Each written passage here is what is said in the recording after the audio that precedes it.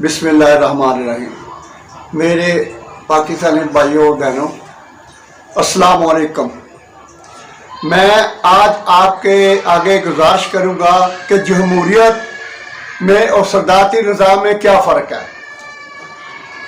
मेरी बातें गौर से सुनें।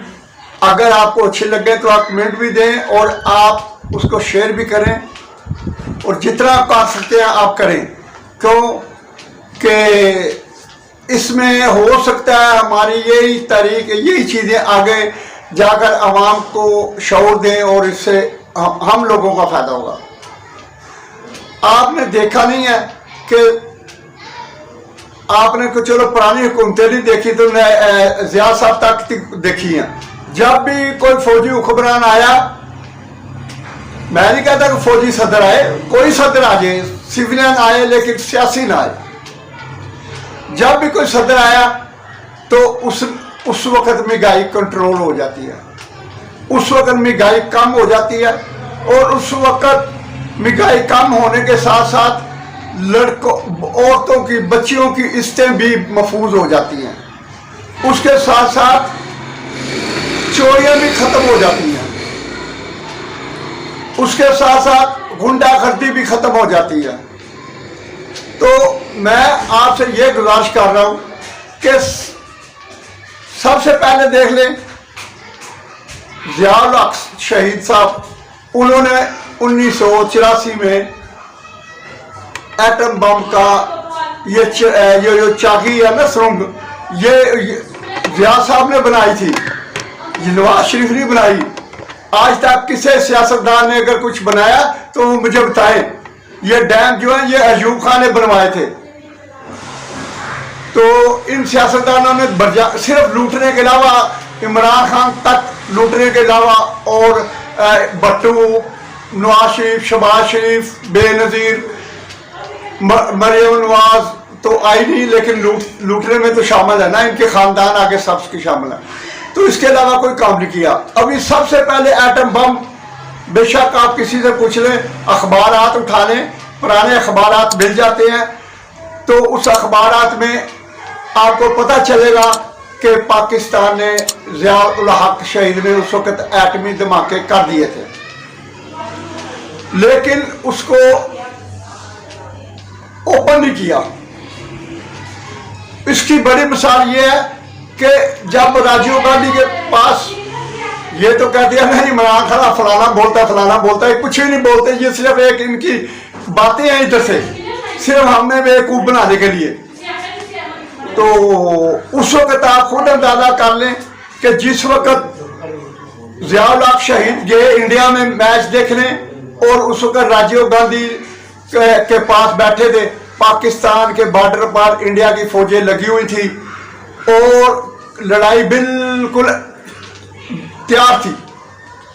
उस वक्त ज़ियाउल हक ने उसको कहा राजीव गांधी ने कि राजीव गांधी ये सुन लो, एटम बम तुम्हारे पास भी है, हमारे पास भी है, तुम ज्यादा से ज्यादा ये करोगे कि पाकिस्तानियों को खत्म कर दोगे, लेकिन जिस वक्त मैं एटम बम फेंके तो मैं पूरे पूरी दुनिया से हिंदू खत्म कर दूंगा। तुम्हारे लिए बेहतर है कि मेरे इस्लामाबाद पहुंचने से पहले पहले तुम्हारी फौज बॉर्डरों से चली जाए, वरना इसके बाद जो होगा वो तुम भी देखोगे, हम भी देखेंगे। ये बातें जो है ना, ये इंडिया के अखबार में आज भी मौजूद है और पाकिस्तान में भी। तो उस वक्त ज़ियाउल हक शहीद जिस वक्त पहुंचे इस्लामाबाद, तो उससे पहले राजीव गांधी ने पैगाम भेज दिया कि जी हमने अपनी फौजें वापस ले गए हैं। इसको कहते हैं सदर और इसको कहते हैं लीडर। ये लीडर नहीं है, ये बेवकूफ बना रहा है कि जो कश्मीर आज़ाद होगा। कौन सा 3 साल हो गए, चौथा साल शुरू हो गया, कौन सा कश्मीर आज़ाद करवा लिया। ये सिर्फ हमें बेवकूफ बनाते हैं, हमें लूटने के लिए, महंगाई के जरिए कर्जे ले लेकर, ये वैक्सीन लगाकर, ये वैक्सीन क्या नाम है इसका, खुद अंदाजा लगा ले कि एक साइड पर कोरोना आ रहा है और दूसरी साइड साफ है। एक पिछली तरफ कोरोना आ रहा है, अगली तरफ साइड साफ है।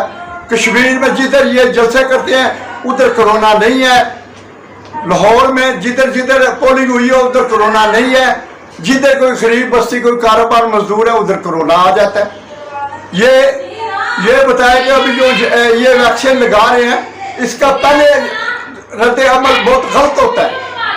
باقی سائنسدانوں نے بھی کہا کہ اس کا رد عمل غلط ہے، لیکن کیا کریں ہم، پیسے بھی تو باہر دوسرے ملکوں سے لینے ہیں نا انہوں نے، کیونکہ مین بات تو پیسہ، ایمان پیسہ ہے. یہ جھوٹ بولتے ہیں ہمارا مرشد ایک ہی ہے جو مدینے والا محمد رسول اللہ صلی اللہ علیہ وسلم ہے، خاتم النبیین ہے، وہی ہے. یہ ان کا مرشد کسی کام کا نہیں ہے. وہ مرشد تو قیامت والے دن آپ کو بخشش کے لیے اللہ کے آگے فریاد کرے گا. تو اب بات کر رہے تھے یہ کہ 1984 میں ضیاء صاحب نے دھماکے کر دیے. ابھی آپ ایوب خان نے ڈیم سارے بنائے، انہوں نے کیا بنایا، ایک دو تصویریں بنا دیتے ہیں جی یہ ڈیم بن رہا ہے، یہ دیکھیں یہ ابھی ٹوٹ گیا ہے، ابھی بن رہا ہے، ابھی ٹوٹ گیا. یہ اس میں ہی سارے پیسے لے رہے ہیں. تو بھائیوں تو کچھ سوچو آپ کہ یہ ہمارے سے صرف ہمارا تباہ کرنے کے لیے ہے. بٹو سے لے کر ہر سیاستدان نے ہمیں تباہ کیا، ہم غریبوں کو مارا، ہم غریبوں پر مہنگائی کے بوجھ دبا دیے. بٹو کے وقت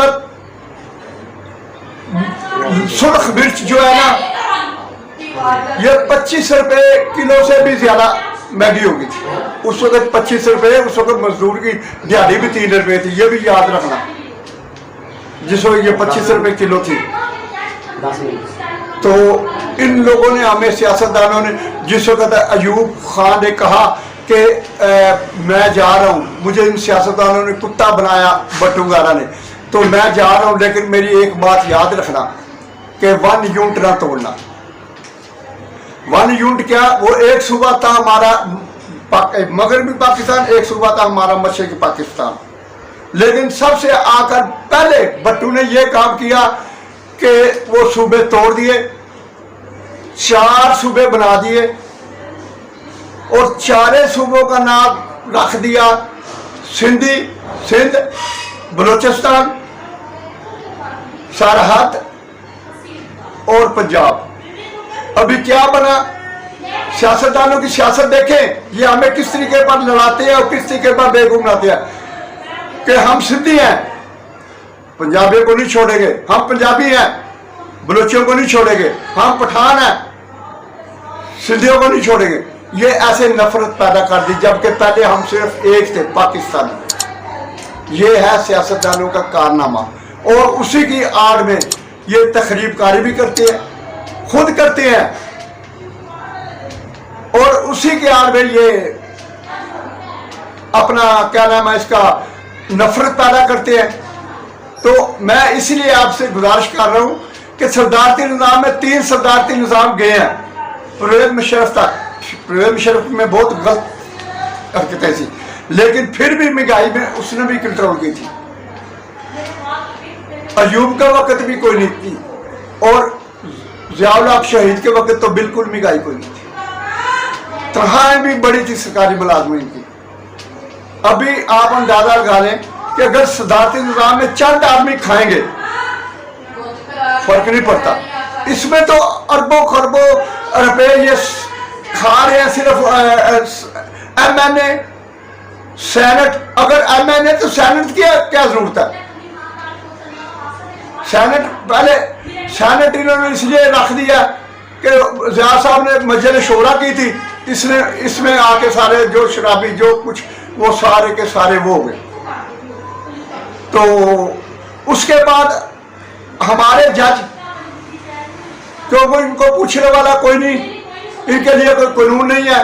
یہ جتنی مرضی کرپشن کریں، جتنی مرضی بے ایمانی کریں، جتنے مرضی ملک کو لوٹیں، اپنی تنخواہیں بڑھوائیں، اور ان کے سیاستدانوں کے مفاد کے سیاستدان اپنے مفاد کے لیے ان کی تنخواہیں بڑھا دیتے ہیں.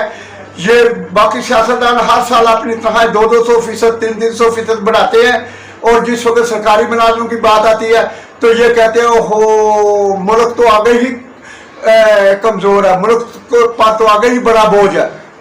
ان کی یاشوں پر بوجھ نہیں ہے، لیکن جس وقت کسی غریب ملازموں کی بات آتی ہے تو یہ کہتے ہیں جی ان پر آگے بوجھ ہے. بھائیو آپ اس چیز کو سوچو، صدارتی نظام میں کتنے آدمی کھائیں گے؟ چند آدمی کھا لیں گے تو اس سے کوئی فرق نہیں پڑتا. یہ تو اربوں پہ آکر آگے طرح میں کھا رہے ہیں. आगे फिर इंशाल्लाह इसके मुतल्लिक़ कहूँगा। आप लोगों को अगर मेरी ये बातें अच्छी लगी हैं, सही हैं, इसमें कोई झूठ नहीं है, तो आप तो शेयर भी करें, आप इसको इस पर कमेंट भी दें। अगर मैं गलत हूँ तो बेशक आप मुझे जो मर्जी मतलब सलाह दे सकते हैं, लेकिन मैं अल्हम्दुलिल्लाह अल्लाह को वहदहू ला शरीक जान के, मोहम्मद सल्लल्लाहु अलैहि वसल्लम को आखिर खातमुन नबी जान के, मैं इंशाल्लाह हर बात सच और हक पर करूँगा जिसमें अवाम का फ़ायदा है। सुभान रब्बिका रब्बिल इज़्ज़ति अम्मा यसिफून व सलामुल मुरसलीन वल्हम्दुलिल्लाह।